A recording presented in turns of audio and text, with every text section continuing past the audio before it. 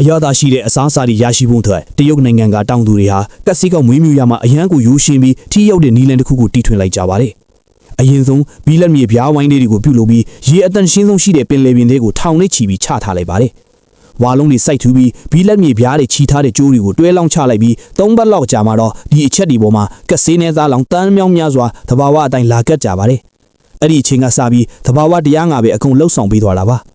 နောက်12လအတွင်းမှာကက်ဆေးနဲ့တွေဟာပင်လယ်ရေတွေကအပင်မျော်လေးတွေကိုပဲစားသုံးပြီးကြီးထွားလာကြပါတယ်။ဘာအစာမှသီးသန့်ကျွေးကြရမလို့ပဲရောင်းတန်းဝင်အရွယ်ရောက်လာတဲ့အခါမှာတော့တောင်သူတွေကအဲ့ဒီကျိုးတွေကိုရေမျက်နှာပြင်ပေါ်ဆွဲတင်လိုက်ရပါပဲ။အသားပြေးပြီးအရေးရွှေ့နဲ့ကက်ဆေးနဲ့တွေဟာဘီလက်မြေပြားတွေမှာစပြက်သီးခိုင်နေလို့တွဲလောင်းကျနေတာဖြစ်လို့ရေသိမ်းဖို့ပဲကြံပါတော့တယ်။ဒီကက်ဆေးနဲ့တွေဟာပင်လေကျမ်းပြင်ကကတ်ပါကောင်တွေနဲ့အစိတ်တောက်တွေနဲ့ဝေးရမှာကြီးထွားလာတာကြောင့်သဘာဝထက်တောင်ပိုပြီးတန့်ရှင်းနေလို့ဆိုနိုင်ပါတယ်။